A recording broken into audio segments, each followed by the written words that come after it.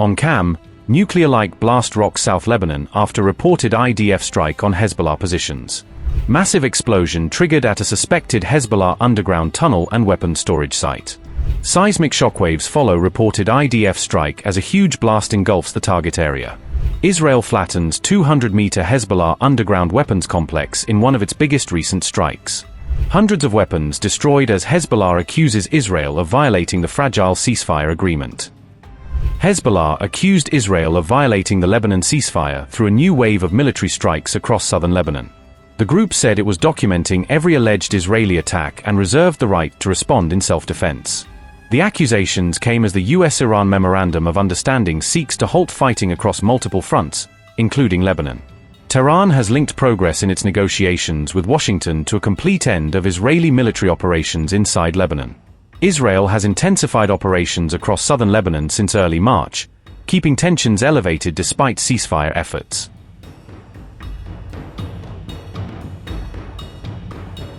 An IDF strike reportedly triggered a massive explosion at what was described as a suspected Hezbollah military site, according to RT News.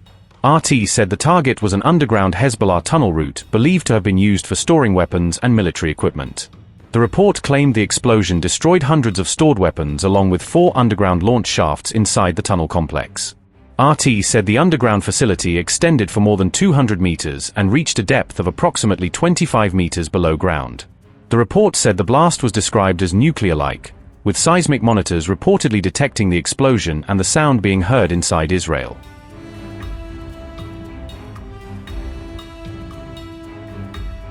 Fresh revelations have emerged about what reportedly transpired during the latest high-stakes talks between Israel and Lebanon.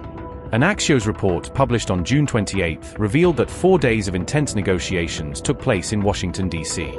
According to Axios, both the Israeli and Lebanese governments were driven by a shared objective of weakening Hezbollah and limiting Iran's influence in Beirut. The report cited multiple American, Israeli and Lebanese officials familiar with the closed-door negotiations. Despite deep mutual distrust, Israel and Lebanon reportedly found rare common ground over concerns surrounding Iran's growing regional influence. Both governments were also reportedly taken aback by the proposed deconfliction cell that emerged during the negotiations. Notably, the United States and Iran had earlier agreed to establish a deconfliction cell as part of efforts to stabilize the situation in Lebanon. The earlier Iran-US Memorandum of Understanding called for a ceasefire in Lebanon, although Israeli military operations reportedly continued afterward. Israel's ambassador to Washington, Yehiel Leiter, reportedly told US officials that the Iran-related provisions concerning Lebanon in the memorandum were a train wreck. Meanwhile, on June 28, Iran's top diplomat renewed calls for Israel to immediately withdraw its forces from southern Lebanon. It is the responsibility of the US government, under the commitment it accepted in the Memorandum of Understanding on its own behalf and on behalf of the Zionist regime, to stop the regime's attacks, allow the end of the war to take hold there, and ensure a withdrawal from the occupied areas. This is also one of the provisions of Article 1 of the Memorandum of Understanding. With the new approach that has emerged, the security architecture of the Gulf region must be reconsidered by all regional countries. We need to arrive at a new framework that includes all countries in the region and excludes the presence or interference of any extra-regional power. In this regard, we welcome Foreign Minister Fuad Hussein's proposal to establish talks among the Gulf Cooperation Council countries, Iran and Iraq, what he described as the 6+2 format, and we are ready to cooperate with the Iraqi government on this initiative. Yesterday, before the start of the Sabbath, we achieved a historic accomplishment for the State of Israel. Following direct negotiations between Israel and Lebanon, mediated by the U.S., we have reached a framework of understanding that allows us to move forward towards ending the conflict and, God willing, eventually reaching a peace agreement between the two countries. Under these understandings, the U.S. and Lebanon have recognized Israel's right to maintain the security zone inside Lebanon for as long as it is required for our security.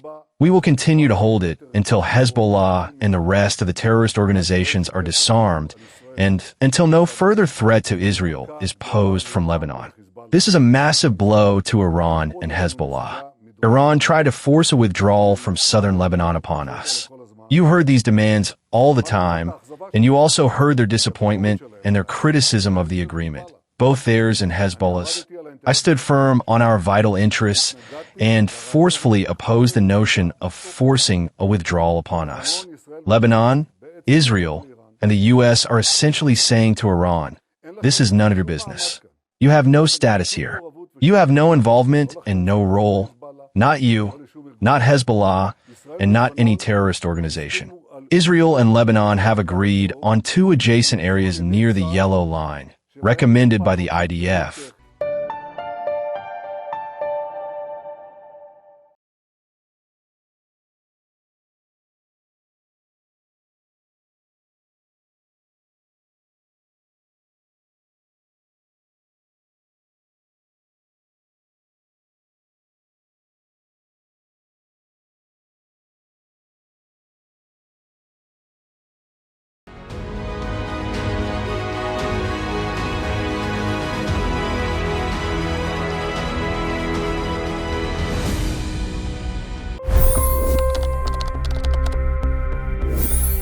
$25 crore गरीब गरीबी को परास्त करके बाहर निकले।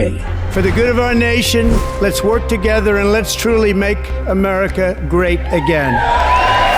The fastest news breaks. Requested PM saying that look, you will have to speak to Putin and to Zelensky. The biggest news makers. The relationship with India is probably the most important bilateral relationship the U.S. will have for the rest of this century. The capital delivered quite an election result today. Expert analysis. The million-dollar question today is how to stop this dance of death. Ground reports. I'm standing at the crossroad of the Kumbh Mela. Behind me are more than 100 entry ghats. Long-form interviews. Exclusionary politics is reflected in Manipur case as well. You don't bother because this is a small state. Deep dive into burning issues. It's often said DRC could be the richest country in the whole world. It's because of what sits underneath. Why exactly did the US topple the Sheikh Hasina government? HD videos. We don't just break news, we break it down.